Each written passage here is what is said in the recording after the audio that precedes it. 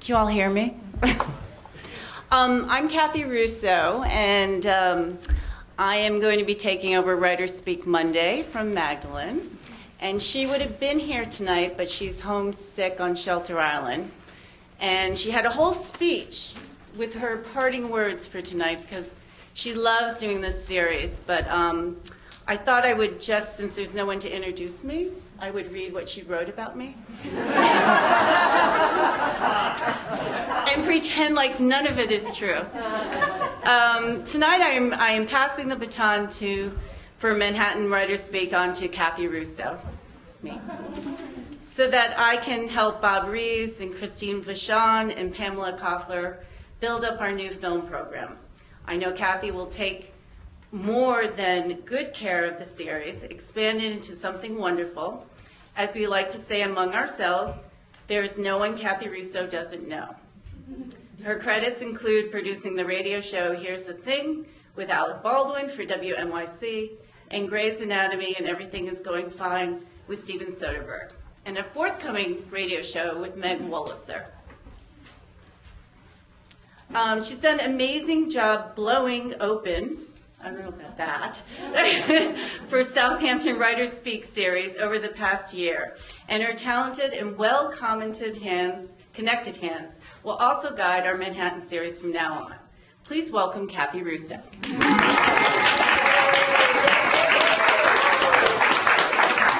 And she will read the rest of this next week when we have Scott Sullivan for Getting It Right, W-R-I-T-E.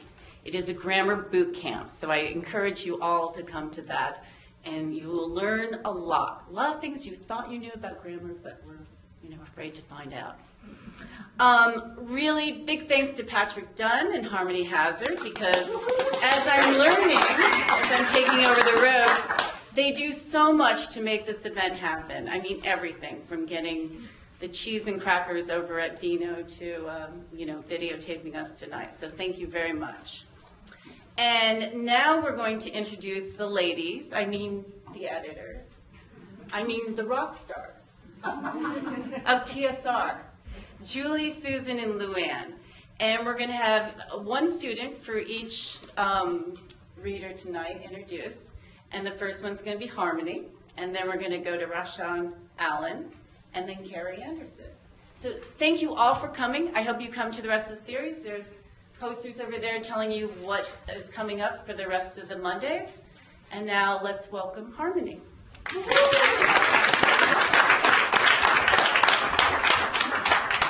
Welcome, everyone. Being in a creative writing program, I am rusty with my journalism skills. But because I have yet to have the honor of taking a class with Susan Scarf Merrell, I decided to do some research in preparation for this introduction. By research, I mean spying. I admit, I checked out her Facebook page. I looked her up on Twitter. I discovered her blog, and by research, I mean I couldn't stop reading it. In the process, I learned that she is the author of the novel, A Member of the Family, and the nonfiction book, The Accidental Bond, How Sibling Connections Influence Adult Relationships. I learned that her short stories and essays have been published in Tin House, the Southampton Review, and the New Haven Review. I learned also that she just published a novel named Shirley, a literary thriller about the novelist Shirley Jackson, which is due from Blue Rider, Penguin in June, and which Joyce Carol Oates has been tweeting excitedly about. But I wasn't done with my research. I approached my confidants, essential for any spy. And that's when I get the real dirt from faculty and students, who described her as brilliant, honest, sly, graceful, dry, talented, a beloved teacher, a great friend, and an amazing person who brings her heart to her classroom. One student simply told me, I want to be like her when I grow up. Another student told me that what he loved most about Susan is the extent to which she supports other people's writing. After all, she is associate editor of the Southampton Review. It is clear that in her editing, teaching, and writing, Susan is always celebrating other writers, and tonight we get to celebrate her. It was a pleasure to research Susan Scarf Merrell, although I hope that next time I can research as a spire in her classroom. It is my honor to introduce Susan Scarf Merrell.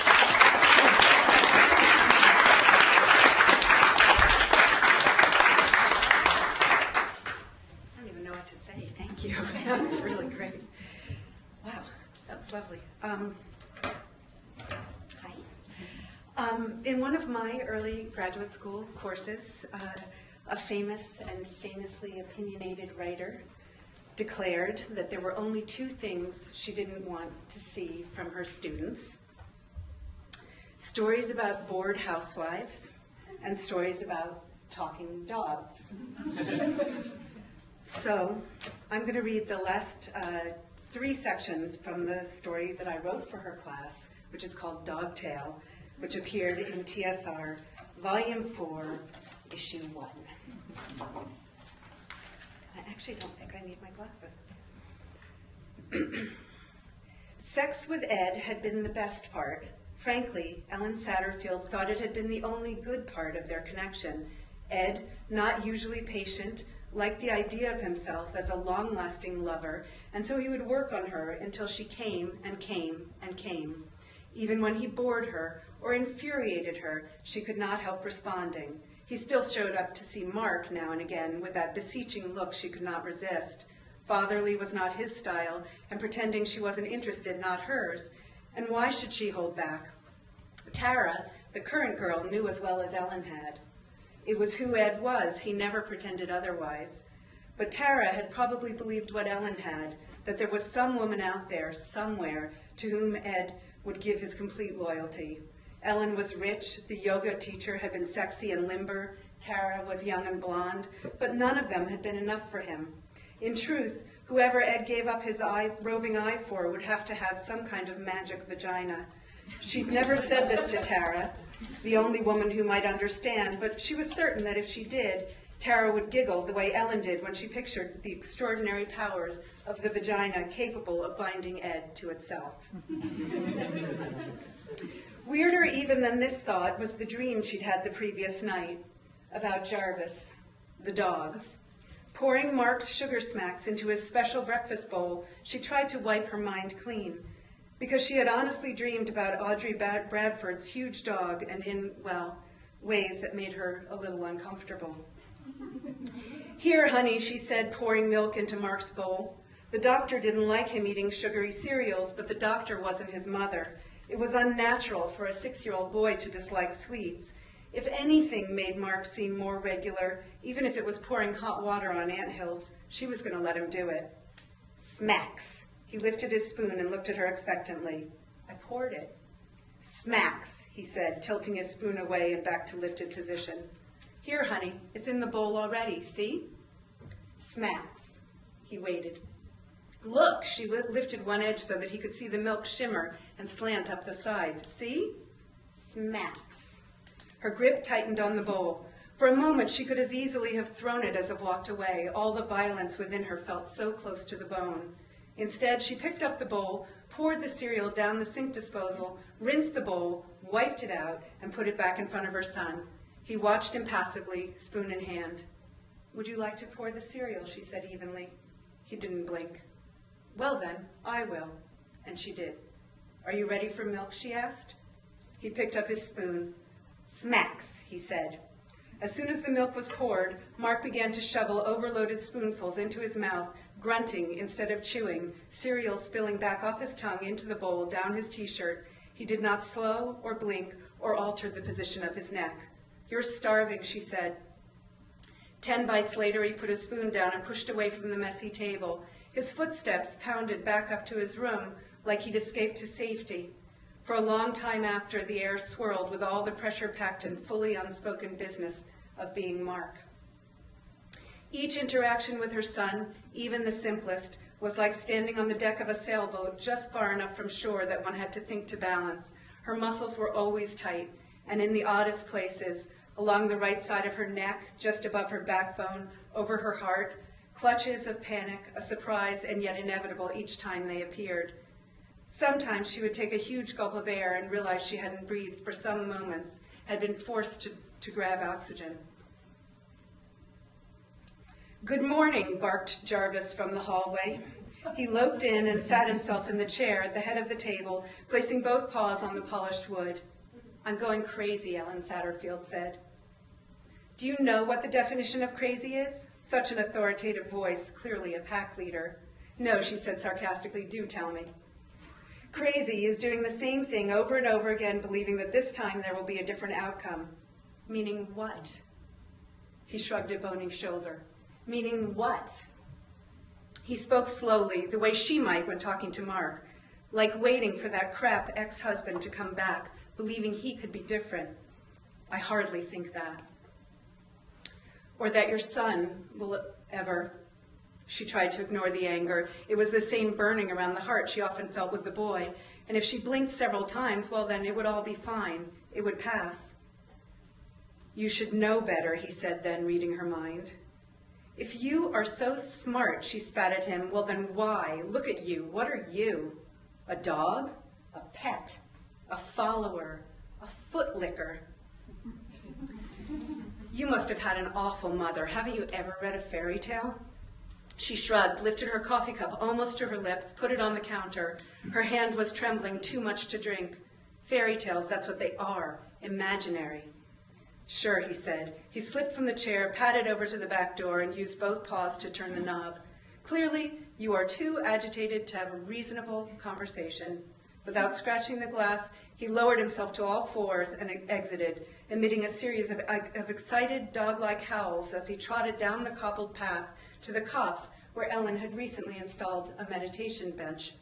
It was pretty back there, not that she ever had time to sit still. She felt like crying. That afternoon, the ambulance returned for Mr. Bradford. Before she left with him, Mrs. Bradford telephoned over to Ellen and asked if she would please check in on Jarvis and on Becky, the nurse. It's going to be touch and go, I think, and it would be such a load off my mind if you could make sure Becky has some soup and Jarvis gets his dinner. Ellen said yes immediately, thrilled at the thought of helping Audrey Bradford. I'll run over at 6, she mused, but Mrs. Bradford asked her to come earlier. It turned out that Jarvis had his dinner at 5:30 each evening without fail. He could get very cranky if it was late. 5:30 is great then, I'll be there.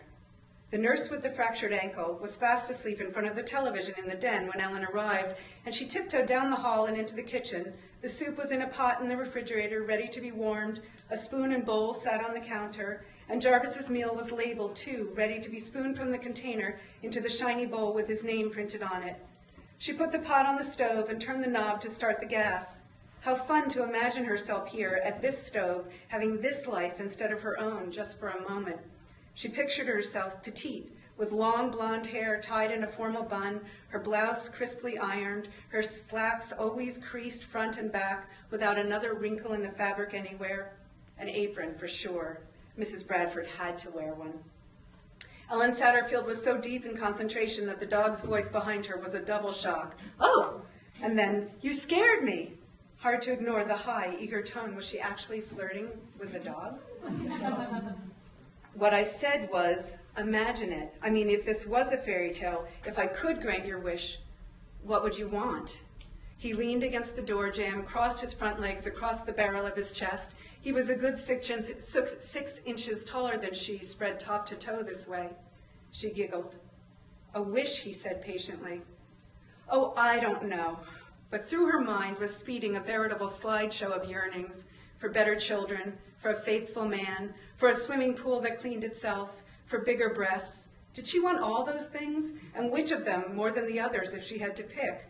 In her childhood, when she had dreamed of a moment like this, she had always imagined herself wishing for an infinite number of wishes, so many that she would have everything she wanted forever. Things, a trove of them, and love and power and success and fame. Oh God, to yearn for so much, to feel it all so close, so possible. A wish, he said again, his voice laden with the potential for a bark at any moment, as if his speech were actually coded into dog speak, and she had temporarily been given access to its meaning. The soup began to bubble, filling the air with the scent of zucchini. How odd to have soup on such a hot August afternoon. Why had she not realized how strange it was that Mrs. Bradford made soup in August? I don't know, she cried now. I don't know what I want. Is someone there? Becky called from the den. Who's there? I'm sorry, it's just me. It's just Ellen from across the street, come to make your soup. Thank you, Becky called. Don't forget to feed the dog, please. Ellen's eyes met Jarvis's. I won't, she said. I won't forget him. And then she whispered, I want to be happy. No, content. I want to be contented. Is that a wish? Done, he said. He dropped to all fours, padded lightly over to the corner where his food was generally placed, and yelped, like a dog. When she put the food down, he nuzzled her with his mouth before shoving his face into the bowl. That's it? He didn't seem to hear her. That's it? Jarvis cleaned the bowl, his jaw pushing it around on the floor with a clatter as he licked vainly, looking for more food.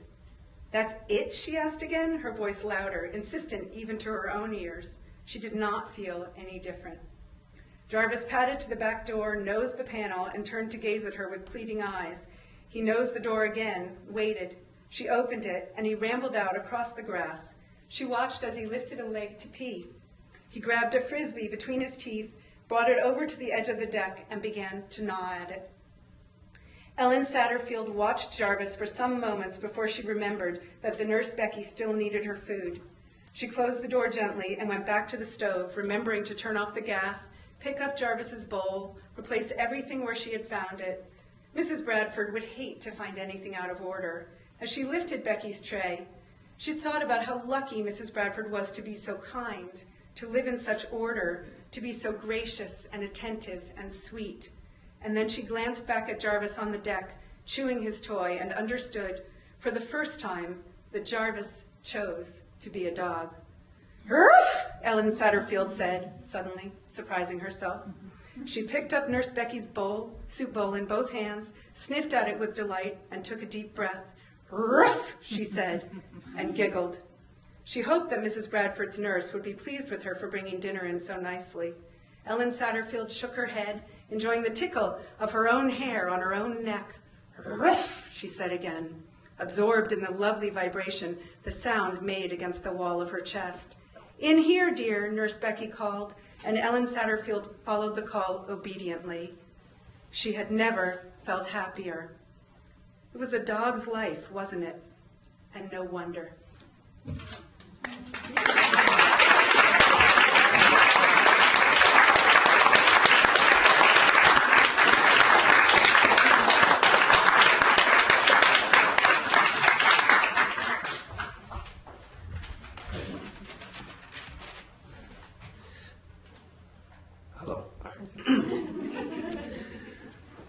Tonight, I have the honor to introduce a poet who's the author of 3 poetry collections, Bard Book Poems and Otherwise, Orient Point, and Thaw. Unfamiliar with her work, I did with what any upstanding student would do to find out more. I Googled her. I read several poems, Hate Poem from Orient Point, A Word About Problem Customers from Bard Books, and For a Mother and Daughter from Thaw. What I discovered about her poetry can be described in 3 words: passionate, hilarious, and insightful. She has won a numerous amount of awards for her poetry, such as the Whiting Award, the Whiting Writers Award, NYFA Fellowship in Poetry, the Elizabeth Matches Stover Award from Southwest Review, and the Robert H. Winter Prize from the Poetry Society of America. It's a testament to her dedication to her craft, for as many of us know, earning a living from writing is a skill few writers master. She is an assistant professor who teaches poetry courses in the practicum in teaching writing. She is also the director of the MFA program in creative writing and literature, where she answers countless questions from students, faculty, and administration, helps recruit MFA candidates, maintains a strong MFA creative writing faculty, and fosters the mission of the writer program. I know what you're thinking. When does she write poetry? I'll let her answer that and several other questions from the audience. Without further ado, I would like to introduce Julie Sheehan.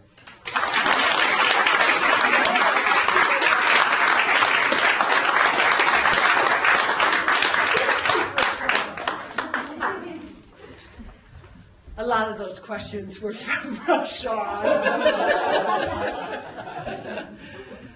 So thank you everyone for coming. I'm going to read just one poem, but I'm going to talk a little bit about how this poem came to be first.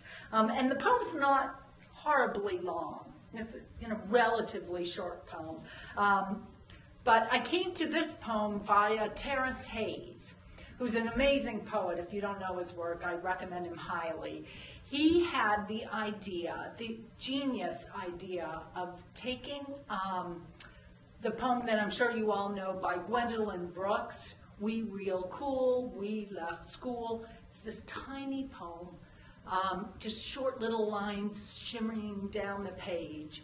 He took each word from her poem and used it as the last word of his line. So what he's doing is taking a poem that's operating on a principle of compression, the Gwendolyn Brooks poem, and expanding his own lines out from that. So expansiveness meets compression. And I immediately thought of Emily Dickinson, who's kind of my counterweight in that regard. Like she infuriates me and is in many ways impenetrable to me because her principles of compression are so opposite of mine. And there's one poem in particular, and I'll share it with you now. It's number 1071. She found time to write, but then she lived a hermit's life in a room in Amherst. Anyway, here's poem 1071 by Emily Dickinson. Perception of an object costs precise the object's loss. Perception in itself a gain, replying to the price. The object absolute is not, and that's N-A-U-G-H-T, nothing, not. Mm-hmm. The object absolute is not. Perception sets it fair, and then upbraids a perfectness that situates so far. Just want to kill her. So of course, that has to be the poem that I choose. And so the poem I'm going to read to you, the last word in every one of my lines is the words from her poem in the order in which they occurred. And what I discovered in another thing that just makes, when you map that out, you realize, so, these are the first 5 words of her poem. The next line has 4 words in it. The next line has 5 words in it. The next line has 4. It's perfectly symmetrical in terms of its word count, in addition to having stanzas and all of those other things. So it's just crazy. So here's my poem, called also number 1071. And it's set in Nazareth, the birthplace of Jesus, but also a town in the West Bank with a primarily Palestinian population, ringed by settlements on the hills above that are an Israeli population, as you have this. Okay. Number 1071. Oh, and there's one word, katayef, you might not know. Katayef are these pancakes. They're like little crepes that the Muslims make as a feast breaker during Ramadan. So all the merchants grill these things, and then they pile them up, and then when the sun sets, they eat them, and they have a party. Okay, 1071. From tour bus number 1071, the souk of Nazareth tumbles into perception crookedly. Laundry and Arabic flapping from signs. The tint of my window, not the only veil. This Shabbat in Ramadan to throng an agony of shops piled like bodies in blistering noon.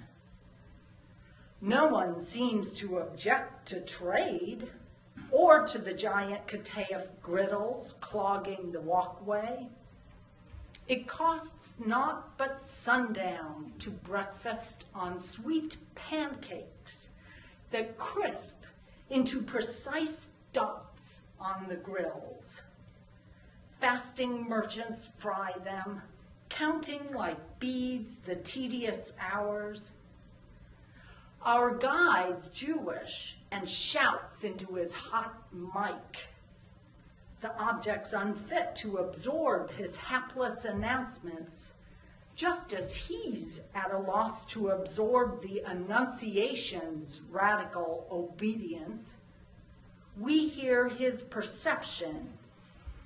The angel tells the virgin she's pregnant, while he must wonder what in sweet bejesus makes such garbled implausibility worth amplification, itself a challenge through the coach's errant sound system.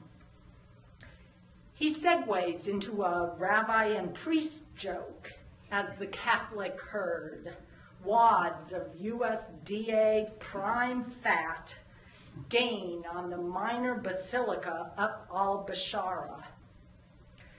Leave your valuables, he's replying to hissing brakes and cattle queries. They'll pick your pockets. We roll to a halt, the point at which our grotto's air-conditioned car exhumes its pilgrims. Fear not, the angel said to Mary. Today in Palestine, the price of security is freedom of speech. We say nothing to the joke or the Islamophobia our guide purveys. We obey. Outside we walk. Our object is a church, not disclosure, and certainly not Copts, rivals to absolute authority. My tribe veils its dissents. Christotokos, Theotokos. Just north is an Orthodox church built at Mary's Well, the site the Greeks claim, for not according to Rome, Gabriel visited. When we arrive at the Roman perception of the Annunciation, it disappoints. A bulky, circa 1969 horror, from its sets of pseudo-primitive stained glass windows to the awkward concrete dome it sports. Tonight, the corner of al-Bashara and Paulus Hashishi will be a street fair for pancake-eating Muslims. But now, it marks the site of a gift shop, and our guide steers us there before we can schismatize. He pauses at the door, then points to a billboard. There is no God but Allah, the sign upbraids us in English. See, he says, you are a minority too. The store sells many a genuine olive wood carving priced in US dollars. But I hail the perfectness of a Ramadan pancake, full of grace, manna-esque, next door at a bakery that is making them. And so I split off to offer a shekel. My silvered palm situates me between money changers and Judas, I think. The Arab clerk starts so violently at my mission, I laugh. He laughs. We trade. We have not come far. Thank you.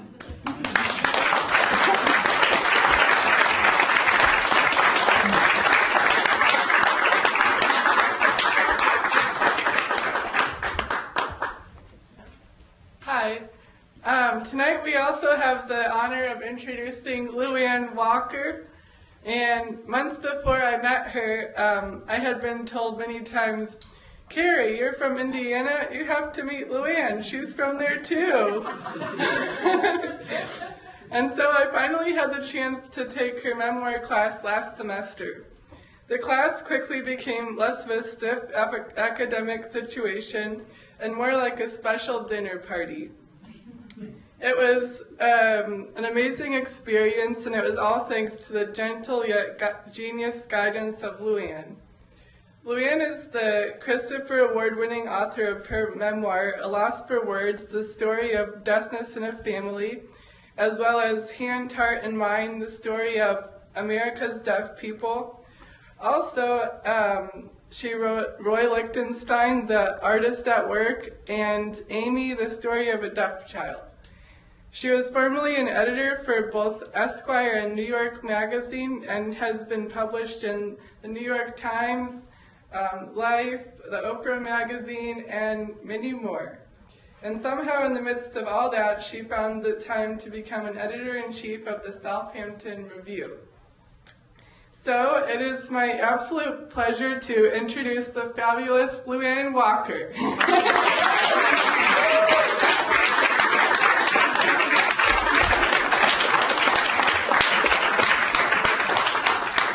Go Hoosiers. So you can see what fun we have at the Southampton Review. I mean, my colleagues are just extraordinary, as the rest of the faculty. We really have a great time. This evening I'm going to read from the memoir, Lost for Words. And the reason is that the characters in this memoir really influence everything I've done my entire career, obviously, since me. But I use the same characters in my fiction and in a memoir that I'm working on now. I think I really explore the loss of senses. So, rearview mirror. This starts in Indiana. En route to Cambridge, Massachusetts. Mom and Dad drove me out to Harvard the fall I transferred. I'd never been east of Ohio. Looking back now, I knew I was frightened. That day it came out as sullenness. I was scared of being a small fish in a big pond, terrified of being looked down on as the hayseed from Indiana. I was convinced that once the Harvard and Radcliffe administrations actually saw me, they would tell me to go home. I was looking forward to getting away from home, not from my parents. I was itching to break away from small-town thinking, from plainness, from flat land and houses that looked alike, from the constant interpreting, carrying out business transactions, acting as a go-between for my parents, and a world that really didn't have much patience. My head was filled with the aura, the stateliness of the Ivy League. Names resonated with import: Courier, Lowell, Winthrop. I could smell and hear things I'd never encountered. But in my imagination, I knew they existed, and I felt sure that upon my arrival, if I wasn't sent home, wonderful happenings would occur. I wouldn't be burdened by timidity. No one would know of my mistakes unless I repeated them. I just spent 2 years at Ball State University in Muncie, Indiana, with some vague idea that I wanted to be a teacher of the deaf. When the program turned out to be less than I expected, and when I didn't feel I was getting enough challenge in my other classes, I applied to 4 Eastern colleges and was accepted. Harvard took very few transfers that year. The next year, none were admitted at all. And though the admission officers were very kind to me, all the literature they'd sent warned how difficult it was to switch colleges in midstream. Now I looked up at the back of my parents' heads, and I sank down low in the car's back seat. Filling out the application, I'd made prominent mention of the fact that they were deaf. The entrance essay, which was supposed to be about me, was actually about them. Many applicants use a father's or grandfather's degree to get them into the family alma mater, but neither of my parents had set foot in a college classroom. The irony that I was shamelessly using my deaf mother and my deaf father to get into Harvard was not lost on me. Neither was the fact that although I'd willingly and openly tell people they were deaf and I would briefly answer questions, I just wasn't going to say anything else. It was all too complicated. Most of the 16-hour trip to Cambridge, I brooded over a freshman reading list, the kind given out to high school seniors that includes all the books they should have read by the time they matriculate. I'd read very little of what was on that list. When I'd received it in the mail, I'd gone to the library, taken out Ulysses, and despaired. I understood nothing. I sat in the back seat for hundreds of miles, worrying that I'd have nothing to discuss at the dining table, and every once in a while I'd look up to watch my parents' conversations. When the highway was deserted, Dad would comfortably shift his eyes from the road to Mom's hands. When traffic got heavy, he would have to watch the road, and then his glances were shorter. If he wanted to pass a car, he'd hold up an index finger at Mom, signaling her to suspend the conversation for a moment. It was always easier for the driver to do the talking, although that meant his signs were shortened and somewhat less graceful. He would use the steering wheel as a base, the way he normally used his left hand. His right hand did all the moving. Curled up in the seat, chin dug into my chest, I noticed there was a lull in the conversation. Dad was a confident driver, but Mom was smoking more than usual. Something happened? That gas station Mom signed me? No, nothing, I lied. Are you sure? Yes, everything's fine. Dad and I had gone in to pay and get directions. The man behind the counter had looked up, seen me signing, and grunted, "Huh, I didn't think mutes was allowed to have driver's license." Long ago, I'd gotten used to hearing those kinds of comments, but I never could get used to the way they made me churn. Mom was studying me, having relied on her visual powers all her life. She knew when I was hiding something. "Are you afraid of going so far away from home? Why don't you stay in Indiana? This distance. Why wasn't college in Indiana good enough?" "Mom, no, cut it out." She turned and faced front again. Then she tried to distract both of us by pointing out a hex symbol on a barn. Dad hadn't seen exactly what either of us said, but he'd caught the speed and force of my signs from the rearview mirror, and he could feel the tension coming from behind him. Mom had struck several nerves in me. Not only was I stepping into foreign territory, I hadn't been able to afford to visit any of the schools to which I'd applied, but also back home in Indiana, none of my relatives or high school friends had been enthusiastic about my going east. To Hoosiers, Harvard meant highbrow and snooty, too good for everyone else. Before I had left Grandma Wells, my mother's mother had admonished me, not once, but several times, not to get too big for my britches. I couldn't concentrate on my reading or the view. Passing the rectangular green sign with the pilgrim hat welcoming us to Massachusetts, I felt the knot in my stomach grow. I was anxious to get there, but dreading the moment of arrival. When she saw the first sign for Boston on the turnpike, Mom tapped Dad's arm rapidly. I nervously flipped through my magazine. Soon we were crossing a bridge over the Charles. Another sign said Cambridge. You have to see a lot of things to enjoy resting your eyes. You have to hear a lot of noise to appreciate the quiet. And you have to journey away from home before you can figure it out. Dad pointed to the sign and turned to look at me. In the corner of his eye was the beginning of a tear. "I never thought my daughter would go to Harvard," he signed. "I'm so proud." To sign proud, he started with his thumbs at waist level and drew them up his chest, sitting a little straighter as his chest swelled. Dad would have been content no matter what college or job I chose, but this was a dream he never had, that a family with no money, no connections, no education could send a daughter far east to college. The strain was suddenly washed away. I smiled and leaned over the seat to kiss his cheek. Mom patted my hand and then my face. She was unaware of the long, low hum of affection coming from her throat. In Cambridge, we were completely lost. I had a housing office address for my new dorm and an indecipherable map of the narrow, twisting one-way streets. Where I came from, the streets were laid out in a simple grid, and no one was ever on the sidewalks. It turned out I was stuck in a leftover room in Jordan Co-op, and when we got there, I didn't even want to look up at my mother's face. The place was a pathetic, unlived-in, cinder-block dorm room with upended tables and chairs. There was litter in the hallway, the bathrooms were filthy, and the kitchen had an unidentifiable smell. My dreams of wood-paneled, leather chair splendor were not coming true. "Your room at Ball State was cleaner," Mom said, the sign for clean being one palm drawn neatly over the other. I glared. Only the over-studious nerds, whom Harvard half affectionately termed wonks, had arrived this early. All the glamour that might still be attached to Harvardness disappeared when a peculiar-looking character with mechanical pencils in his pocket, frizzy hair, and enormous twitchy eyes came into my room. He almost jumped as I began translating what he was saying into sign for Mom. I felt my worlds colliding around me. For both my parents, appearances are crucial. Most of the time, the only impression they get is visual. They couldn't hear the accent in this fellow's voice. None of us had ever encountered anyone quite like him. As soon as the last box and lamp were moved into the room, I told Mom and Dad they could go to their hotel.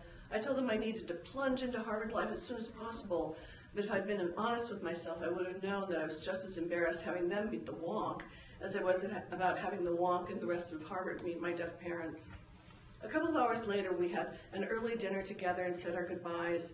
They were leaving quite early the next morning for the drive back to Indianapolis. Standing on the sidewalk outside the restaurant, I was in a hurry to get on with things. We hugged and kissed, and Mom hugged and kissed me some more. She reached over to smooth the hair from my face. "Promise you'll write often," she signed. "I always do, Mom." "You're coming home for Christmas, aren't you?" "No." "What?" Mom looked upset. "I'm just kidding. Of course I am. How could I not come home and see you?" Back in the dorm, I set about unpacking. I rearranged the daisies my sister Kay had gotten up at 3 a.m. that day to give me. As I set papers and supplies on my desk, a blue notepad fell open, and for a second I was annoyed that my sisters had been doodling on the new pad a friend had given me as a going-away present. Then I read it. On the top sheet was scrawled, "Dear sister, I'll miss you, love, Jan." My roommate had already arrived. Laura was the first person I'd ever met from California. a junior with long, wavy, dark hair. She was beautiful. Her body was long and sinewy. She didn't look at all like my image of the studious Cliffy. We talked for a couple of minutes, and except for throwing a sheet over the top of her bed, she didn't bother to arrange any of her things. Instead, she went off to talk to the guy with the mechanical pencils for a while. Laura came back to the room. Howard told me your parents are deaf and dumb. He said you use sign language. That's pretty neat. I cringed. I didn't want to sound priggish correcting her for saying dumb. Well, I don't know if I'd exactly call it that. At 9:15, Laura announced she was going to bed and took all of her clothes off. Throwing them across the room onto a dusty chair she'd carried up from the basement, she dived under the sheet to rest on top of the bare mattress. I'd never seen anyone sleep nude in my life. There was something in the nimbleness of her movement after she'd taken her clothes off that told me there were a number of things I was going to learn at Harvard that I had never seen. But mainly, I was thinking about how prudish and Midwestern it was of me to be so shocked at her unshaved armpits. I put on my nightgown, dressing with my back to Laura, carefully pulling the gown to my ankles before reaching under to remove my skirt. I crawled into my crisp bed made by my mother, and we talked for a few minutes more. Suddenly, Laura kicked her foot up out of the bed and hit the light switch. In the dark, I felt more forlorn than ever. I waited until I thought she was asleep, got up, put my clothes back on, and walked outside. I didn't know where I was going. I headed toward what looked to be the busiest street and discovered Massachusetts Avenue. Mom and Dad had told me that that's where the Holiday Inn was located. I wandered up and down the sidewalk and found myself in front of their hotel. I made my way to their room on the 3rd floor, and as I raised my knuckles, it dawned on me that knocking would do no good. I knew they were awake. I could hear the television. I took a notebook paper out of my purse and bent down to shove it underneath the door, working it in and out. There was no response.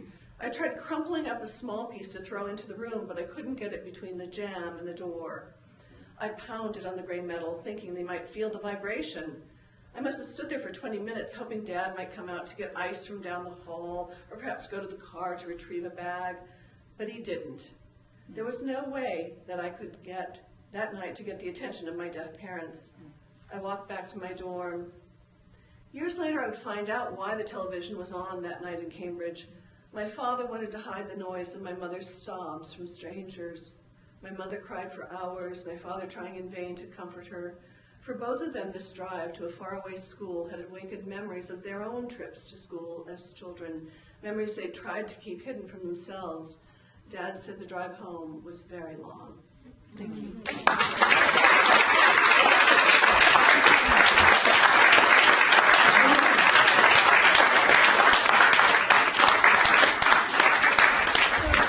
Do a Q&A, and why don't the three of you come here, and we'll pass, this mic works, right? Yeah. So you can just pass the mic. Working?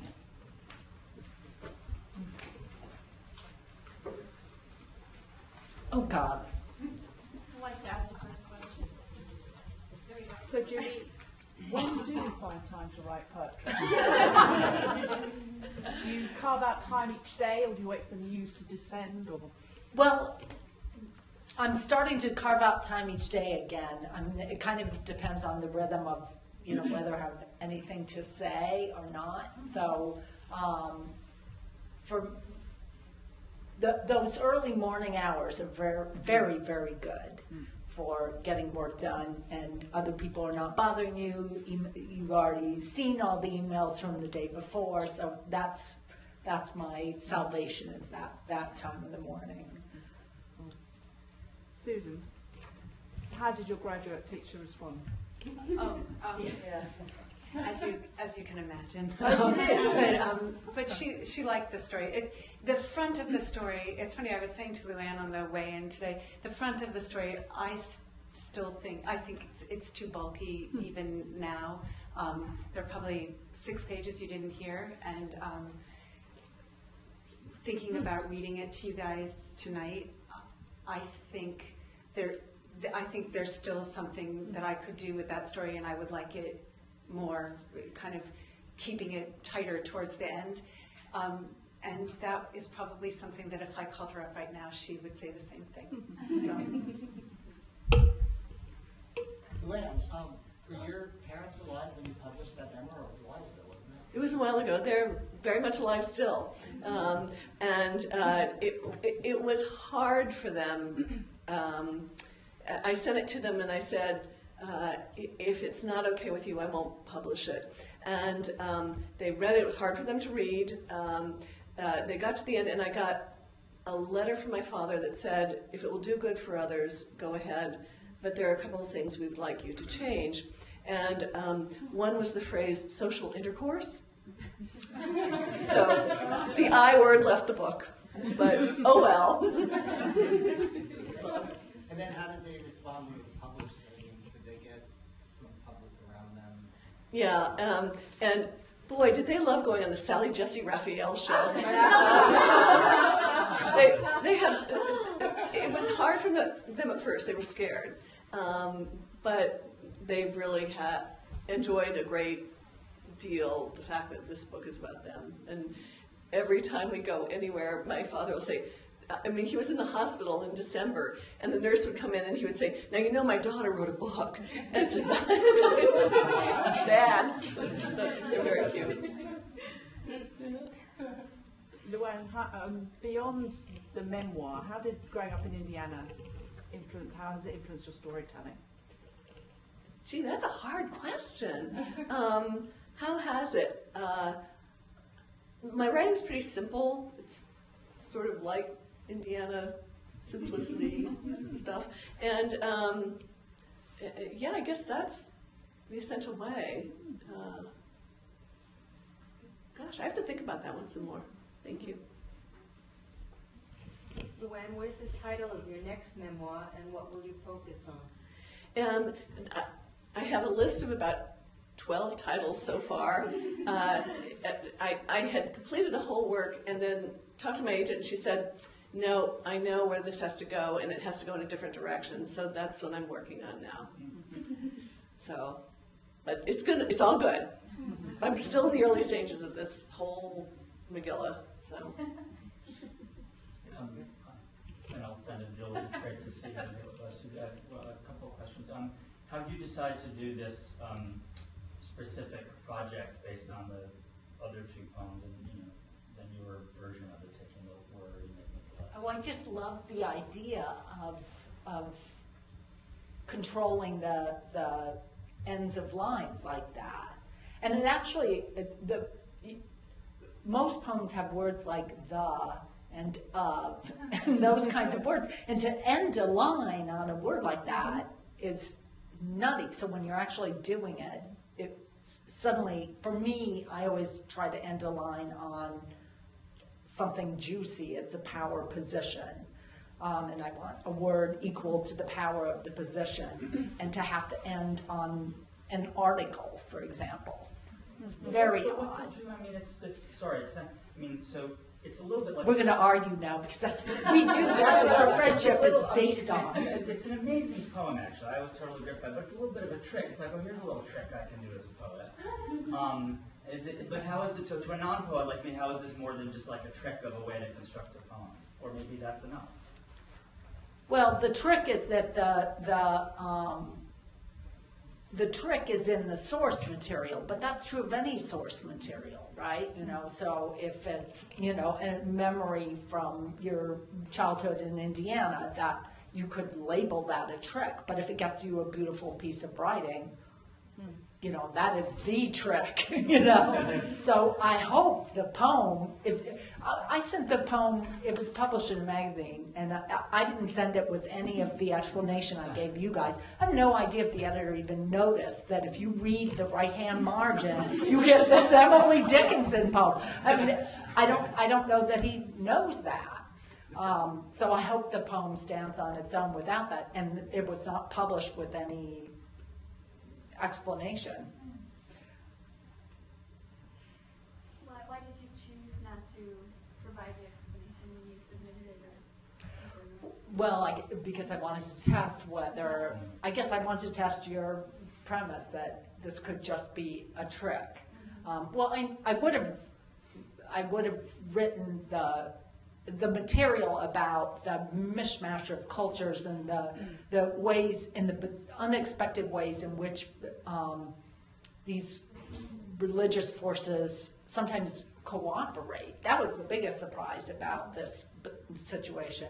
I knew that was material I wanted to work with. Whether it goes in this form is always a question, but I like it the way it happened. And the Emily Dickinson poem is so much, it's so contemporary, isn't it, about perception possibly costing the perceived thing quite a deal. And certainly in the Middle East, that happens routinely. People's perceptions and misperceptions are costing sometimes lives.